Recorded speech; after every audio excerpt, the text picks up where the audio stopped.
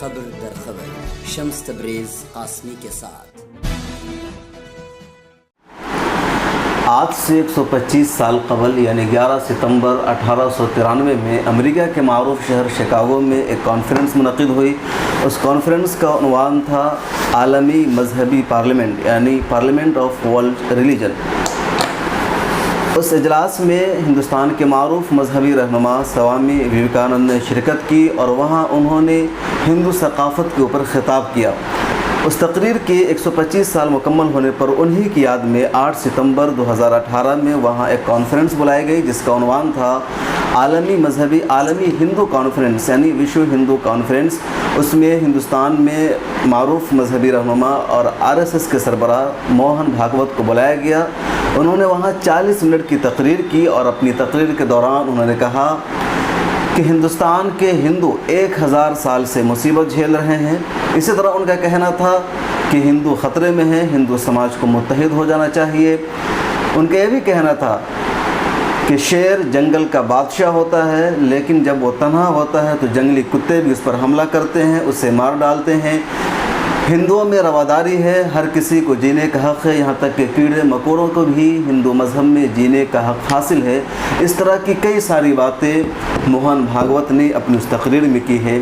इस पूरे इशू पर, इस तकरीर पर कि आखिर वो किससे अपने आप को ख़तरा बता रहे हैं, क्यों 1000 साल से मुसीबत झेल रहे हैं, इस वजह से कि 1000 साल से हिंदुस्तान में मुसलमानों की हुकूमत रही है। ये कीड़े मकोड़े मुसलमान हैं, ये कुत्ते मुसलमान हैं जिसकी तरफ इशारा कर रहे हैं। और ये सारी बातें मोहन भागवत ऐसे दौर में कर रहे हैं, ऐसे वक्त में कर रहे हैं जब हिंदुस्तान में उनकी हुकूमत है, बीजेपी उनकी मातहती में सरकार चला रही है। और ये वो सरकार है कि जो जब जिसे चाहती है गिरफ़्तार करके जेल की सलाखों में बंद कर देती है, या फिर उनके इशारे पर उनके जो लोग हैं बग़ैर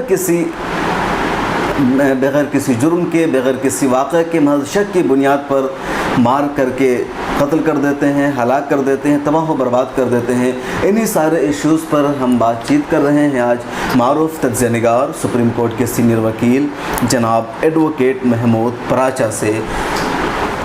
पराचा साहब, एक ऐसे वक्त में जब हिंदुस्तान में आरएसएस की हुकूमत है, वो इक़्तिदार में हैं, वो पावरफुल हैं, वो क्यों कह रहे हैं कि हिंदुस्तान के हिंदू ख़तरे में हैं, हिंदू समाज को मुत्तहिद हो जाना चाहिए? सर, पहली अहम बात यह है कि हिंदू शब्द की डेफिनेशन आरएसएस और मोहन भागवत जी के दिमाग में क्या है, इसको जब तक हम नहीं समझेंगे, जब तक हम इनकी पूरी स्पीच को बिल्कुल भी सही तरीके से समझ नहीं पाएंगे। जो हिंदू शब्द वो का लफ्ज़ का इस्तेमाल करते हैं, एक वो पूरी दुनिया के लिए करते हैं, और एक जो उनके जहन में हिंदू लफ्ज़ है, एक वो अपने जहन में रखते हैं। जो वो पूरी दुनिया के लिए इस्तेमाल करते हैं हिंदू लफ्ज़ का, उसमें चारों वर्ण आते हैं, जिसमें ब्राह्मण, क्षत्रिय और वैश्य, और जो चौथा वर्ण जिसको वो शूद्र के नाम से बोलते हैं। पूरी दुनिया को ये मुश्तरका तौर पे बताते हैं कि हिंदू का मतलब ये है। मगर जो उनकी सारी बातें हैं, अगर आप उनको ज़रा गौर से देखेंगे और समझेंगे तो आपको साफ नज़र आएगा कि उनका हिंदू बोलने का जो दिल के अंदर मतलब है, जो उनकी पर्दे के पीछे का मतलब है, वो है ये पहले 3 वर्ण, सिर्फ ब्राह्मण, क्षत्रिय और वैश्य। इन्हीं को वो हिंदू मानते हैं और इन्हीं की तर्जुमानी कर रहे हैं कि आज जैसे उन्होंने पांडवों का जो मिसाल दी, पांडवों के बारे में जो सबसे अहम बात जो पूरी महाभारत में है कि वो 5 थे और कौरव 100 थे। तो नंबर में कम अगर कोई है तो ये 3 वर्ण के लोग ही हैं, जो कि हमारे मुल्क में बमुश्किल 15% भी नहीं। वो तो कह रहे हैं कि आज के जदीद हिंदुस्तान में हिंदुओं की वही हालत है जो महाभारत में पांडवों की थी। मैं आपको एग्जांपल दे रहा हूँ, तो इनके जो दिल के अंदर की बात है वो इस बात से ही वाज़ेह हो रही कि पांडव भी नंबर में कम थे, नंबर में कम थे। इसी तरीके से ये 3 वर्ण के लोग, ब्राह्मण, क्षत्रिय और वैश्य, नंबर में कम है। क्योंकि अगर इनमें जो जिन लोगों को ये शूद्र कहकर पुकारते आए हैं हज़ारों साल से, उनको मिला लिया जाए तो फिर उनकी जो नंबर हैं फिर वो 80% हो जाते हैं हमारे मुल्क, जैसे कि कौरव 80% थे।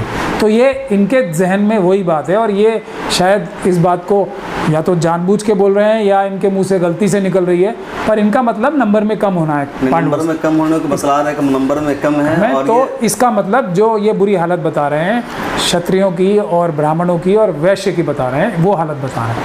दूसरी बात जो ये बोलते हैं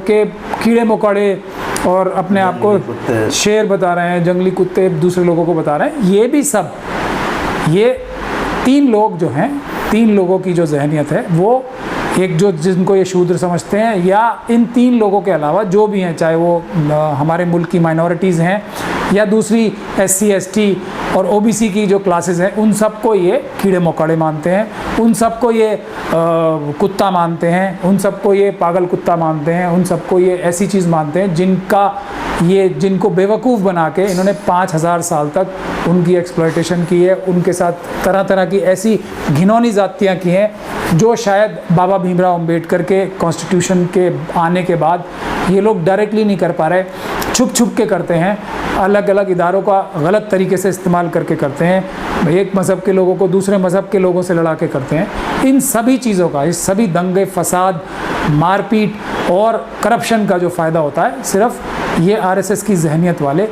तीन फ़िरक़ों को होता है, जिसमें RSS की जहनियत वाले ब्राह्मण, क्षत्रिय और वैश्य हैं। बाकी सभी लोग इनकी नज़र में कीड़े मकोड़े ही हैं और वही ये बोलते हैं। लेकिन अभी तो हुकूमत बज़ाहिर जो दलित हैं, SC ST, उसके हक़ में काम कर रही है। सुप्रीम कोर्ट के फैसले के ख़िलाफ़ उन्होंने कानून बना दिया है। देखिए, यही मैं आपसे बात कह रहा हूँ कि RSS की जहनियत को समझने के लिए हमें बिल्कुल साफ़ तौर पे जब तक हम नहीं देख पाएंगे तो इनकी चालें, इनकी जो स्कीम्स हैं वो बिल्कुल नहीं समझ पाएंगे। जो SC ST कानून के बारे में इन्होंने तरमीम की, उसमें सिर्फ ज़बान से बोला जाए तो ज़बान से तो उन्होंने बहुत कुछ बोला, और लेकिन जो सुप्रीम कोर्ट में जजमेंट आई उसमें इनके जो अटॉर्नी जनरल थे, जो सरकारी वकील थे, उन लोगों ने किस तरह से पैरवी की, किस तरीके से उस जजमेंट के लिए बहस की, उससे ये साफ़ तौर पे नज़र आता है कि ये लोग उस SC ST एक्ट को कमज़ोर करना चाहते थे, जो अपने आप में पहले से ही बहुत कमज़ोर है, उसको और कमज़ोर करना चाहते थे। दूसरा सबूत ये है कि जिस जज ने ये फ़ैसला सुनाया, जिसको पार्लियामेंट को मजबूर होके ओवर रूल करना पड़ा, और सरकार, मोदी सरकार और RSS की सरकार उसके लिए बड़ी वाहवाही लूटना चाहती है, तो उस जज को के ख़िलाफ़, तो जिसके लिए पार्लियामेंट ने एकदम निर्विरोध पास कर दिया सारा, उसके ख़िलाफ़ तो पार्लियामेंट को और हमारे मुल्क की जो जनमत है वो ख़िलाफ़ था। उस जज को कोई तोहफ़ा देना चाहिए था या उसको तोहफ़ा नहीं देना चाहिए था। तो उस जज की रिटायरमेंट का दिन भी ख़त्म नहीं होने दिया और उसको एक बहुत ही अहम जगह पर उसको जस्टिस गोयल को बिठा दिया। तो ये साफ नज़र आता है कि बेवकूफ़ बनाने के लिए SC STs को तो हमने कानून ला दिया, और मगर कानून को कमज़ोर कराया। पहले उनकी जेब से जो छोटी मोटी चीज़ थी, जो 2 पैसे थे, वो छीन लिए, उसके बाद वो 1 पैसा वापस करके उनके ऊपर एहसान भी जता रहे हैं और उस आदमी को फ़ायदा भी पहुंचा रहे हैं, उसको पूरी दुनिया को मैसेज भेज रहे हैं कि ये बहुत ही अच्छा काम किया था, इसलिए हम इसको फ़ायदा पहुंचा रहे हैं। और तीसरी बात, वो कानून पास होने के बाद भी इनफॉर्मली हमें पूरी तरीके से पता है और जो वाज़े तौर पर नज़र आ रहा है, कोई भी थाना हमारे मुल्क का FIR करने को तैयार नहीं है पार्लियामेंट का एक्ट आने के बाद भी। मगर राजनाथ सिंह जी, मगर मोहन भागवत जी, मगर मोदी जी किसी भी पुलिस ऑफिसर के ख़िलाफ़ कोई भी कार्रवाई करने के लिए, अगर एक भी किसी पुलिस ऑफिसर के ख़िलाफ़ कार्रवाई की है तो बता दें। ये सब दिखाने की बातें हैं। उनके दुश्मन हैं ये SC ST OBCs के और बाकी माइनॉरिटीज़ के, और ये दुश्मन रहेंगे। लेकिन अमेरिका में मोहन भागवत कह रहे हैं कि हम 1000 साल से मुसीबत झेल रहे हैं, हमें ख़तरात लायक हैं। तो क्या वो ये कहना चाह रहे हैं कि जो मुस्लिम हुकूमत थी कुतुबुद्दीन ऐबक के बाद हिंदुस्तान में हुकूमत बनी तो यहाँ के हिंदुओं को परेशान किया गया, या इस वजह से वो कह रहे हैं कि उन मुस्लिम हुकूमत बनने के बाद दलितों को आज़ादी मिली, जो यहाँ ग़ुलामी का एक कल्चर था उसको उन्होंने ख़त्म किया, तो उनकी हाकिमियत छिन गई, इस बुनियाद पर ये बात कह रहे हैं? नहीं, देखिए, उनकी हाकिमत न तब छिनी थी ना आज छिनी है, लेकिन उन्हें एक ये ढिंढोरा पीट के रखना है कि हम मज़लूम हैं।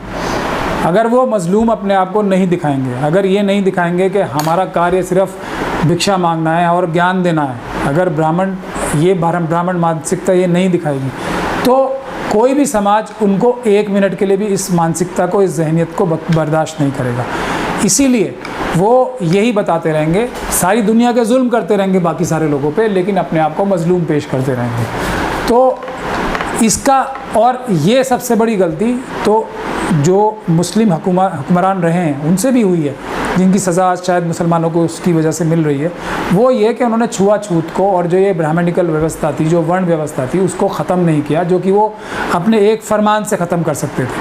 तो उसको नहीं ख़त्म करने की वजह से इनका राज जो था, जो इनकी हुकूमत थी, जो ये जुल्म ज़्यादतियाँ, चाहे वो दासी प्रथा हो, चाहे छुआछूत हो, चाहे किसी भी तरह की जुल्म ज़्यादतियाँ जो ये अपने जिन लोगों को शूद्र मानते हैं उन पे करते रहे थे। फ़र्क सिर्फ इतना है कि अंग्रेज़ों के आने के बाद और आज़ादी के बाद उस जो शूद्र कैटेगरी में, उसको इन्होंने बाकी माइनॉरिटीज़ को भी उसी नज़र से और उसी तरीक़ाकार से उनके साथ भी रवैया इख्तियार कर लिया। उनकी तकरीर में जो जुमला है कि जंगली शेर तन्हा होता है, सॉरी शेर जंगल का बादशाह होता है, लेकिन जब वो तन्हा होता है जंगली कुत्ते उस पर हमला कर देता है, उसको मार डालता है। इसी तरह की बात जो वज़ीर आज़म है नरेंद्र मोदी साहब, उन्होंने भी कही थी कि अगर कुत्ते का पिल्ला, कुत्ते का बच्चा अगर गाड़ी के नीचे दबकर मर जाता है तो उस पर हमें अफसोस होता है। तो क्या उन्होंने अपनी एक रवायत बना रखी है कि माइनॉरिटीज़ को या मुसलमानों को हम कुत्ता कहें, उन्होंने इस तरह कह कर के उन्हें चिढ़ाएँ उनकी, या उसको इनको मतलब इतनी कम हैसियत से वो देखते हैं? देखिए, मैं ये बात तो आपकी तस्लीम करता हूँ कि उनकी जहनियत यही है कि वो बाकी सब लोगों को, इन 3 वर्णों के अलावा सब लोगों को बहुत ही घिनौनी नज़र से देखते हैं, और चाहे वो माइनॉरिटीज़ हो या दूसरे जिनको वो शूद्र मानते हैं, सभी को वो शूद्र या छोटा मानते हैं अपने से। मगर जो इसमें मोहन भागवत साहब की बातों के पीछे छुपा जो मतलब है, जो शायद उनकी जहनी कमज़ोरी भी दिखा रहा है एक तरह से, कि वो अपने आप को नंबर में कम बता रहे हैं। शेर हमेशा जो कुत्ते होते हैं उनसे नंबर में कम होता है, तो नंबर में कम यही 3 वर्ण वाले हैं।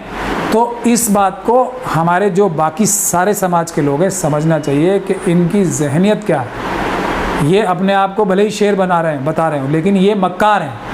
शेर मक्कारी नहीं करता, लेकिन ये मक्कारी, इनकी मक्कारी ही इनकी सबसे बड़ी ताकत है, इनका झूठ ही इनकी सबसे बड़ी ताकत है। लेकिन कहीं ना कहीं इनकी जहनियत तो वाज़ेह हो ही रही है कि ये अपने आप को नंबर में कम बता रहे हैं, और नंबर में कम यही हैं upper caste, so called upper caste के लोग।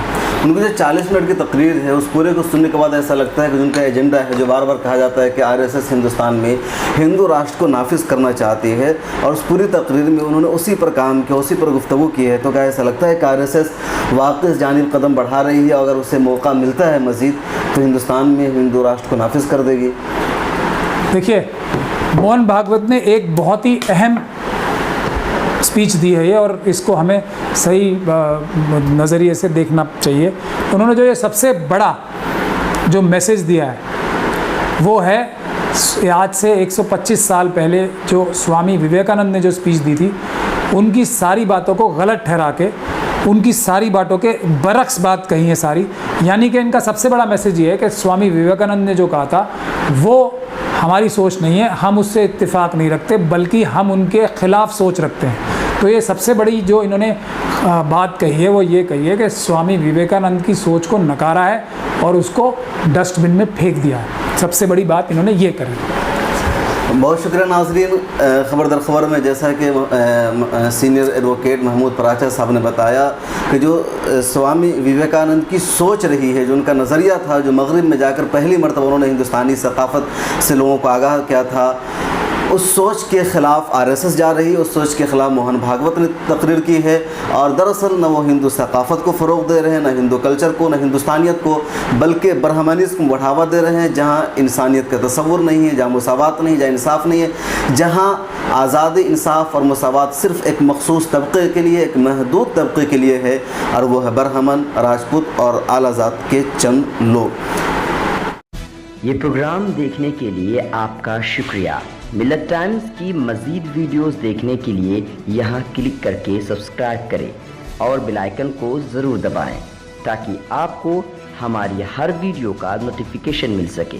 फेसबुक पर मिल्लत टाइम्स का पेज लाइक करें, ट्विटर और दीगर सोशल अकाउंट को फॉलो करें। मुल्की व आलमी हालात पर ताज़ा तरीन न्यूज़ और तज्ज़िया पढ़ने के लिए कहीं भी कभी भी लॉग ऑन करें www.millattimes.com। उर्दू, इंग्लिश, हिंदी तीनों ज़बानों में मौजूद है ये वेबसाइट। सरकारी, सियासी दबाव और कॉरपोरेट से आज़ाद ईमानदाराना सहाफ़त को फ़रोग़ देने में आप हमें अपना ताउन पेश करें। तफ़सीलात डिस्क्रिप्शन में है।